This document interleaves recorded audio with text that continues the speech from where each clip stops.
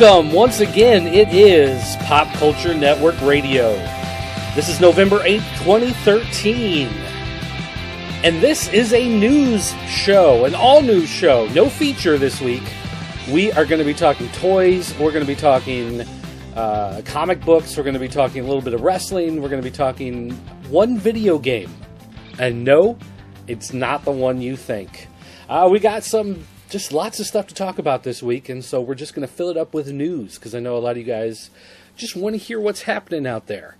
And so that's what we're going to do. And first up, last weekend was the Kamikaze comic book convention, and this was Stan Lee's, technically Stan Lee's show that he quote-unquote hosts. And Matty Palooza had a panel there. It's one of the things that they've been doing in the last few years, is doing a lot of these convention shows. And they showed off some of the upcoming figures for the Masters of the Universe Classics line. And the first one they showed, they showed off a sword at New York Comic Con, and the sword was just like a tease, like a clue, a hint of who was coming. They revealed that sword, in fact, belongs to Flutterina from Princess of Power. So both of you who have been desperately waiting for that figure to come out, well, there you go. She is scheduled for August 2014 as part of Club Eternia, which most likely means that she will not make it to day of sale. I'm guessing she'll be subscription only, because it's Flutterina from Princess of Power. One of the other things that they did show is that the third quarterly item for Club Eternia in 2014 is going to be the new Adventures version of Skeletor. New design from the Four Horsemen, comes with a removable power staff and a battle-damaged Faker head that you use on your Faker figure that you already have. So, my Faker figure is actually my Disco He-Man.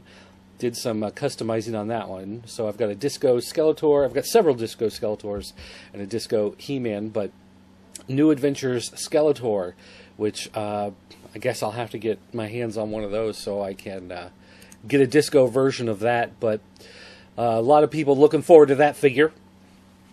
Our sale from Matty Collector that's going to be happening on the 15th, early access on the 14th, 8 a.m. to Friday, 8 a.m., the 14th and 15th. Subscribers only. You can go ahead before the sale officially starts, pick up a DCU Constantine and Elastigirl. And also, if you want, you can pick up some Classics stackable stands. Starting at 9 a.m. Pacific, open to everybody. They will have Constantine, Elastigirl, and Ra's al Ghul, which is the Club Infinite Earths figure. Geldor, without his sticker sheet, will be available. Stackable stands, and the Club Black Freighter figure of Ozymandias. Now, if you're a subscriber for Club Eternia, you will get Geldor with his sticker sheet. Woo. And if you're a Club Filmation subscriber, you will get Seahawk. Yeah. But Geldor with a sticker sheet and Seahawk will not be sold during All Access. They will not be on sale to the general public, subscription only. So if you really wanted those figures, hopefully you have those subscriptions. There you go. One thing that is kind of interesting to note here, they have stars that say things can sell out early access. Constantine and Elastigirl, and the stackable stands. I guess the stackable stands is really like a big deal. Like, that's available on early access, and it may sell out by early access. It may not make it to all access. So if you really want those Masters of the Universe Classics stackable stands, you better make sure you get in there as early as you can on Thursday, because they may not make it out to the general public. Something to keep in mind. Switching gears quickly, let's go over to some Transformers news. First up, it looks like our Masterpiece Ultra Magnus, coming out August 2014, is going to be running with the price of $259.99. I don't believe that we had a price before. I think before the price was pending, or to be revealed, to be announced, whatever, to be determined. But now it looks like that price is, in fact, $259.99 if you want Masterpiece Ultra Magnus. I'm guessing, because they're still using the picture of the old G1 Ultra Magnus, I'm guessing that they're using the Masterpiece Ultimate Prime... Try that again. Masterpiece Optimus Prime for Ultra Magnus, and then just making all those accessories that snap on, which is why he's so gosh dang expensive. Let's see, what else do we have? If you think that you're just not spending enough on Transformers, and you think, boy, I really like them, but I don't know, the $259.99 just isn't enough to spend on a Transformer, then Action Toys has a fully licensed Optimus Prime, the 17-inch Ultimetal Optimus Prime, coming out this December, just in time for Christmas. Okay, let's talk about this figure a little bit before I hit the price. How much would you pay? How much would you pay for this awesome Optimus Prime? He is made of mostly die-cast metal. There's a few plastic pieces here and there, but pretty much it's a die-cast metal figure. He has breakaway body pieces, so you can pull off the cover to, like, his arms, his legs, his chest, and you can see the robotics underneath. You can see the pistons, you can see the supports, you can see the gears on all these parts of his body. His chest opens. He's got the Matrix of Leadership. The Matrix of Leadership has an LED, so it lights up and glows. Both eyes in Optimus Prime have their own LED, so that his eyes will light up. He can speak 20 different phrases, so he can say all of your favorite lines from the history of Transformers. He's got 4 sound effects. Again, he's 17 inches tall, and he's fully licensed. This is not a knockoff. This is not third party. This is Action Toys is making this, but it's 100% legit. How much would you expect to pay? 17 inches, metal, LEDs, Matrix of Leadership, breakaway body. If you're thinking, man, I would really like to pay $800 for that, then you're in luck, because the base price is $799.99. Woo! So there you go. Not only that, but if you live in the United States, it will only cost you $109.29 to have it shipped. That's right. Only an extra $109.29. So if you're thinking, wow, $800 is great, but I really wish I could pay $900, then they've got that covered. If you live in Japan, it'll be $56. If you live in Canada, it'd be $100. Australia would be $132. United Kingdom, $99. So I guess for the first time ever, maybe Canada's getting a better deal on shipping. I'm not exactly sure how that works out in the long run. But I know some of you are thinking, boy, $800, $100 shipping, that's great, but I'd really like to pay even more than that. You're thinking maybe I could get a slightly bigger Transformer, a different version of Optimus Prime that would cost more money. Well, guess what? You guys are in luck, because they are doing a second run of the 20-inch Optimus Prime from Dark of the Moon. This is cold cast resin with PVC parts. He's got ratchet shoulder and hip joints. He's got the light up eyes. He's got rubber tires, electroplated and photo etched metal parts, interchangeable battle mode and normal mode, energy swords and battle axe, individually numbered, to be released this month. Second production run.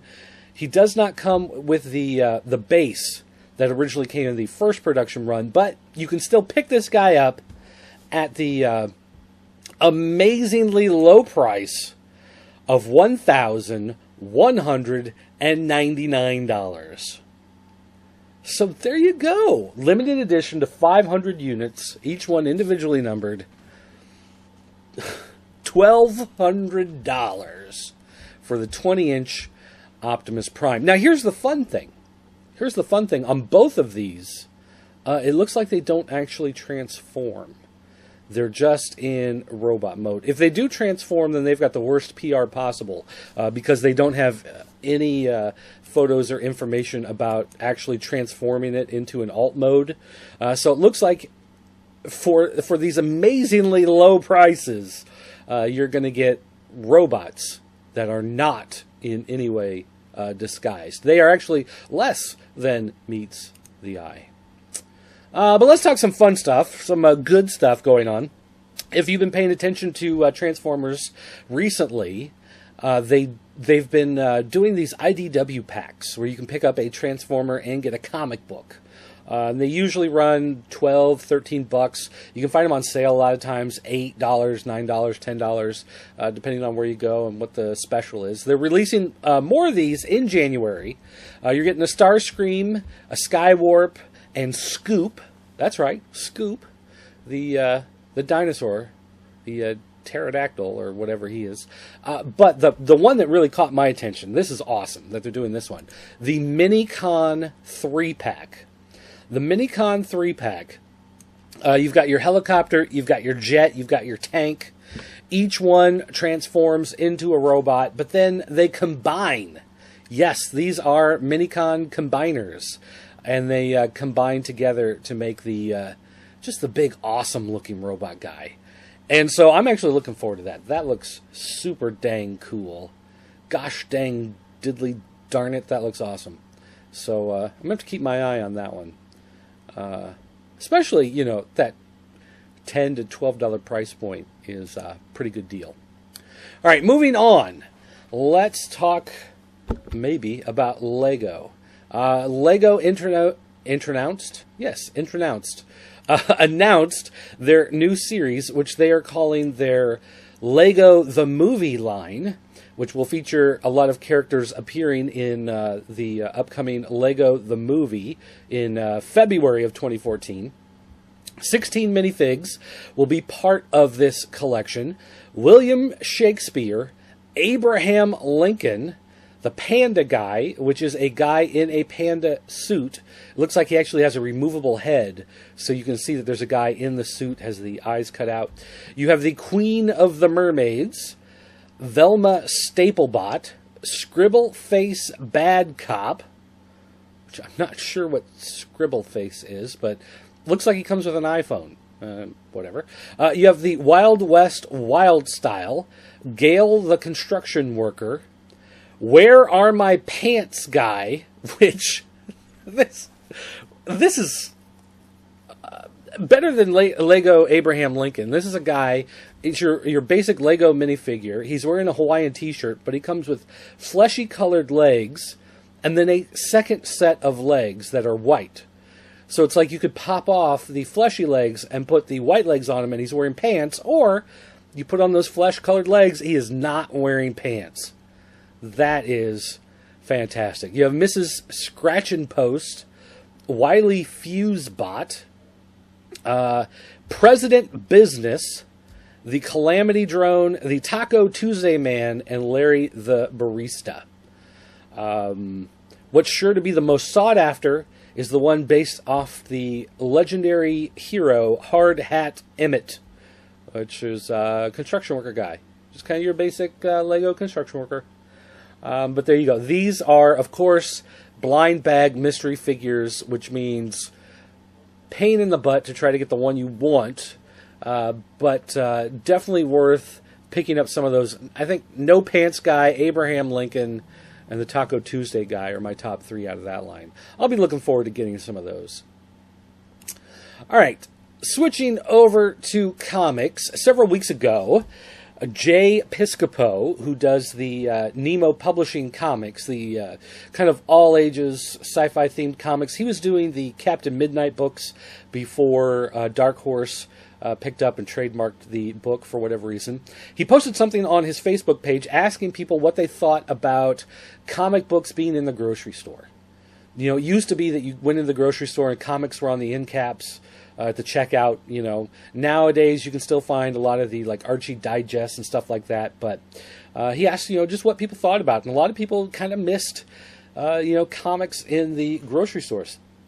And so he announced this week that he's made a deal with the Hannaford grocery chain.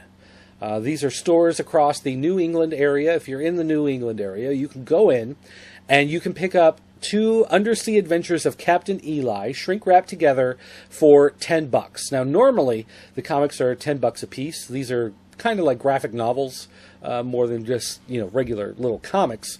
But they are selling the bundles for $10 a piece, and it looks like this is the idea of kind of getting your foot in the door. And if he can get some interest and they can make some sales, then maybe more of the stuff from Nemo Publishing will be making it in there, and maybe even open it up to some more indies. So that'd be cool. But the Adventures of Captain Eli, they will have some pinups by guys like Steve Rude and Howard Chaykin. So stuff like that in there. If you want to check that out, and you don't, I mean, you're not in New England, you got no way of getting there, you don't know anybody there, you don't have to, you know, call up Aunt Mabel, who you hate talking to, and try to talk her into going to the grocery store and picking them up for you. You can actually go to their website, CaptainEli.com. Actually, it's CaptnEli, like Captain Crunch, you know, the Cap'n. You can go to CaptainEli.com. You can pick up that pack for $10, and they will ship it to you. And while you're there, you can actually pick up the Captain Eli soda. They have their own root beer and soda. So there you go. Now, some of the other like actual comic book news this week, I just wanted to point that out. I thought that's a fun story. But the couple big stories this past week is that Marvel has announced there's a new Captain Marvel comic on the horizon. And the new version of Captain Marvel is going to be a woman of Pakistani descent who is a Muslim. And this is apparently a big deal. I guess.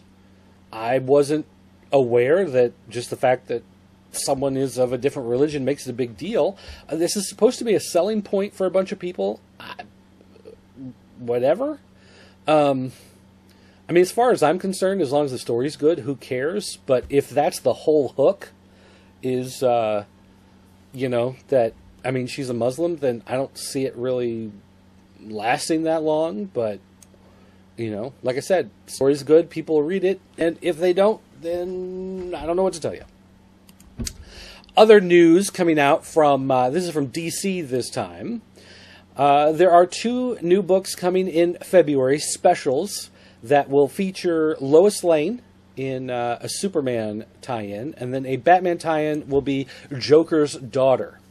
Now, Joker's daughter, of course, appeared in Catwoman, and she got a special Villains Month book, and it was highly speculated. People were paying like $30-$40 for this book before it even came out because they wanted the 3D Joker's daughter Villains book. And then when the book actually came out, you found out that she's not really related to the Joker. She's just this crazy woman, lived in the sewers, and she found Joker's face, like the skin that had been cut off his face, floating in the sewer. So she picked it up and put it on and claimed that she was Joker's daughter, but she's really... So they're trying to push the character. I mean, of course it makes sense for them because they had this book that suddenly became like this huge big deal, worth a lot of money, a lot of speculation. So they're pushing it, you know, gonna have this special for her, but I just don't know if this is gonna take off, considering that you found out once you read the book that it really isn't a connection with Joker, and really the character kind of sucks. But this time around, both of these books, Superman Lois Lane #1 and Batman Joker's Daughter #1, are both being written by Marguerite Bennett. Marguerite Bennett wrote a backup story in Batman Annual #2, which is okay. And then she also wrote the Lobo story in Villains Month, Justice League 23.2, which introduced the new Lobo, got rid of the 90s Rob Liefeld parody character, and brought in this new Lobo who's actually more like Hannibal Lecter, which I thought was a good move. It was a good book. It was good artwork. It was well written. So if she can make something happen with Joker's daughter that doesn't suck, you know, I at least have faith in her ability as a writer. Lois Lane, though, she's basically, it's focusing on her family, her sister Lucy, her dad, the General, all of that kind of stuff. And Brainiac will make a reappearance in it. So you can look forward to both of those coming out in February. Let's see. Let's talk a little bit of wrestling news. First of all, sad story to report is that Roland Alexander passed away. He was the owner of All Pro Wrestling. He was the guy in Beyond the Mat. If you've seen Beyond the Mat, and I would assume anybody who's talking about wrestling has seen that documentary. If you haven't, then you owe it to yourself to go out and watch that. But basically, he was the guy who was training Mike Modest.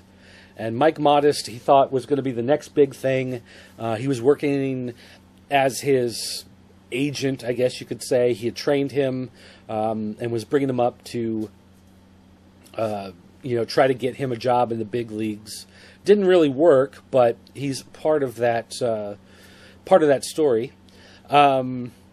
He did, as part of his training group, he did train Crash Holly, Vic Grimes, Great Khali, which, I mean, did as best he could, I guess you could say. Also Spike Dudley. So there you go. Sarah Del Rey came out of his school. He also was a big guy who promoted the King of the Indies tournament out in California. The King of the Indies tournament is basically what inspired Ring of Honor. The guys at RF Video, Gabe Sapolsky, Rob Feinstein, they saw it, and they decided to start Ring of Honor. It's really King of the Indies that brought out guys like Low Key and Samoa Joe and Christopher Daniels, AJ Styles, Bryan Danielson, Brian Kendrick. All of these type of guys basically came out of the King of the Indies. Like, that's what got them recognized, was the King of the Indies tournament. So he definitely had an eye for talent. Even if it wasn't necessarily people who always came through his school, he at least saw people out there who were, worth promoting, and put together that tournament and got a lot of those guys noticed. Some other news from WWE. There were some firings going on. We don't have all the details. This just happened, I believe, on Wednesday. But the guy who was Triple H's main assistant, Pete Leone, however you pronounce that, he was fired. He was basically Triple H's right-hand man. He was his go-to guy. No word yet on whether Triple H fired him or if this is something that came from the company.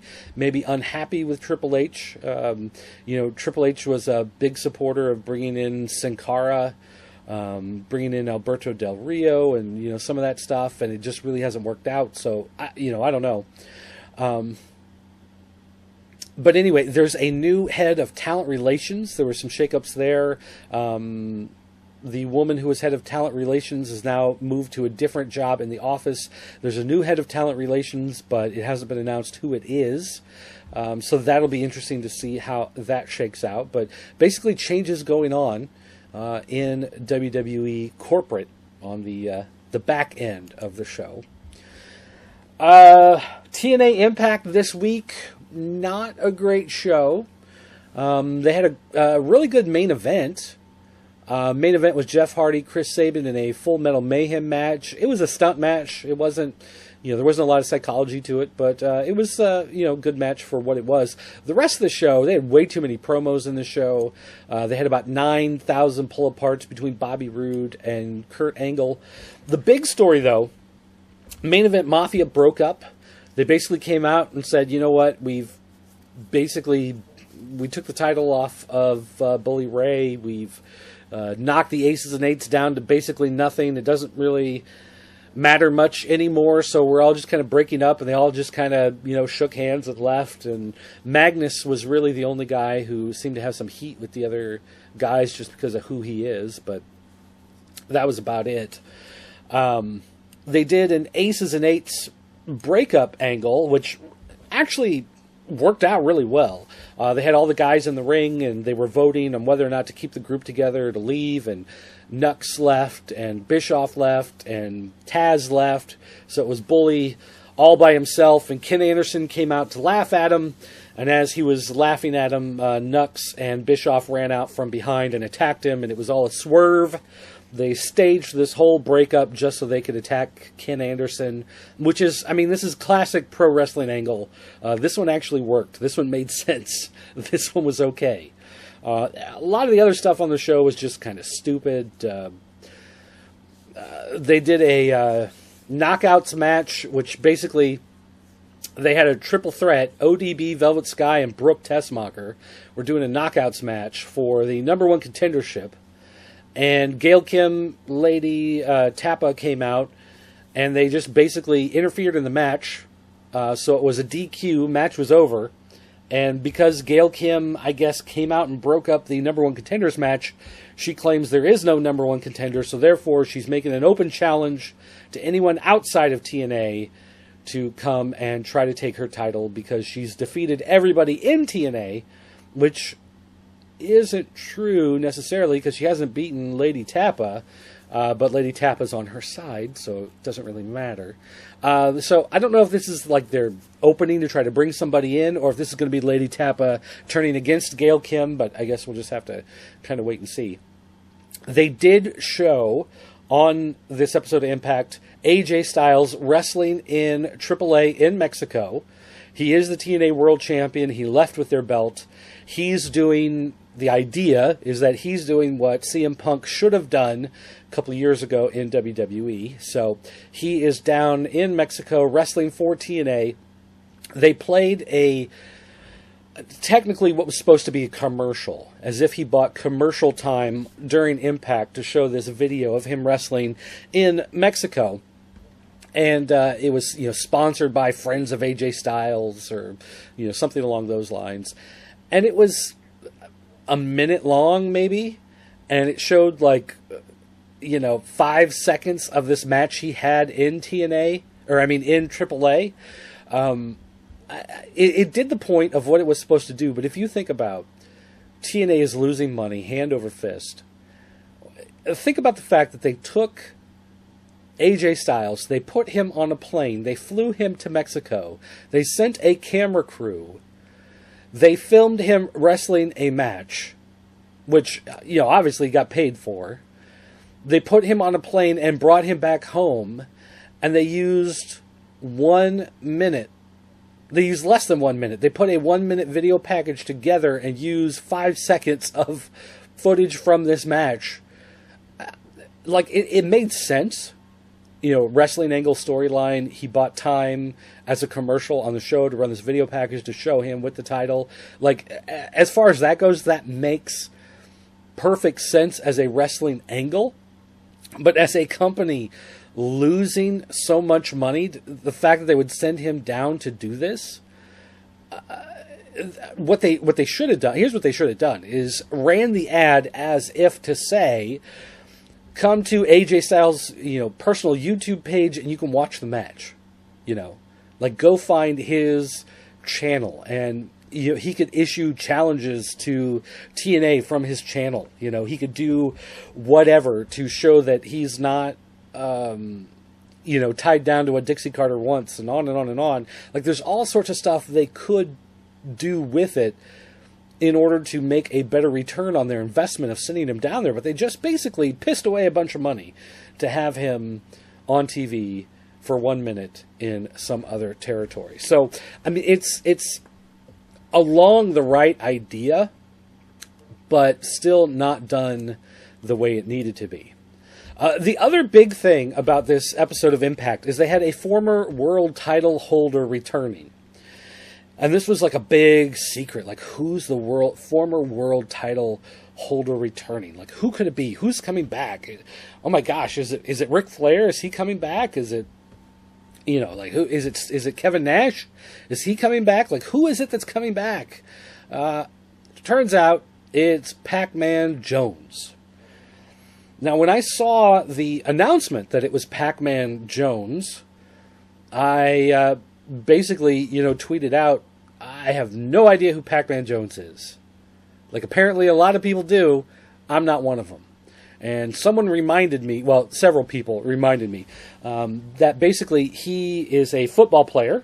Okay, sure, I don't watch football, so that explains that. But he was in TNA several years ago. He was a tag team title holder with Ron Simmons. No, not Ron Simmons.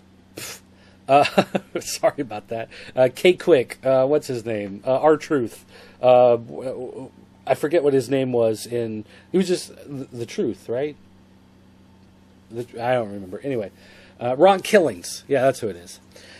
So, but at the time he was under contract with the NFL, and whatever contract he had with his team, he couldn't actually participate in the matches. Like, he couldn't have contact with somebody else. He couldn't take a move or give a move. So they had these matches where R-Truth would go in and just beat everybody up for 5 minutes. And then he would tag in Pac-Man Jones, and Pac-Man would go for the cover, and then they win. But then he was gone in like a month, or 3 weeks or something like that. Like, it was not... It was something that they tried to do to get headlines, but it wasn't that big of a deal. And so he returned, and he did a body slam, and he was there with some other football player, and they attacked Bad Influence, Kazarian, and Daniels, and they got a big pop from the hometown crowd, but I mean, I don't know that it's leading anywhere. I don't know that it's going to anything, but there you go. So I don't know if it's just the fact that, they were in the right place at the right time, and he was going to be there, and they were like, hey, come on the show. But I don't think it's going to be any sort of gigantic deal. Okay, that's going to wrap it up for regular news. Just a couple quick notes about Pop Culture Network. We will be recording a new episode of the show this weekend. I know what you're thinking. What? That's right. We are doing one. We have a toy to review. A mystery toy sent to us by a new company. A company that's never sent us a review sample of any kind before.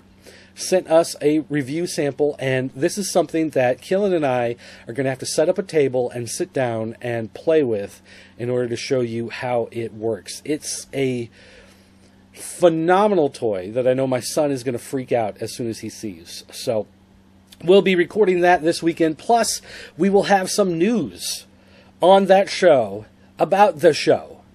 Because the show... it hasn't been regular because, as I've spoken about on this show before, the show was meant to fulfill a specific need on the network, and part of that was going to be we were going to be in our new location. We were going to have, a set that we were going to be filming from, and we were going to have, regular segments that we were going to do as part of the show, and people we tried to make deals with for leases, for space, just weren't working out. And anyway, without getting into the whole story here, we will have an announcement about that this upcoming episode of the show. So we will be recording that, I believe, Sunday afternoon, or Sunday evening. So look for it late Sunday night or early Monday. A lot of the times when we film those, it's they're like 17 gigs. We got to compress them down, which takes forever, and then you got to upload it, which takes forever, and then YouTube has to process it, which takes forever. So even if we're done at like 4 p.m. on Sunday, it takes like 16 hours of processing and compressing and uploading and YouTube processing and everything else. So anyway, look for that late Sunday, early Monday morning. Hopefully we should have that out and to you. But yes, new episode of the show coming up. Plus, I still have to review The Gambler on Blu-ray, which I haven't done yet, but I will have to do that this weekend because Scotty Cash is getting on my case about that. Yes, actually, Scotty Cash is getting on my case about getting that done, which I need to do. So look for that coming up in the next couple days, and that's going to wrap it up for the show, this show. Not the show, but this show. Don't forget, if you have any questions or comments, you can send me an email, dirt@popculturenetwork.com. You can tweet me, PCN_dirt. You can find me on Facebook, facebook.com/VGLosers. You can send me a voicemail. It's area code 217-953-4025. That's our 24-hour voicemail line. You can leave a message. Or you can go to jointheforums.com, the official forums of the Pop Culture Network. You can go to the section on the show, because that's where we post Pop Culture Network Radio. You can leave questions or comments there. So that's going to do it for this week, guys. If you want a feature next week, if you got something in particular you want to talk about, whatever, drop me a line at one of those places I just spoke about. Otherwise, thanks for listening, and I'll see you guys next time.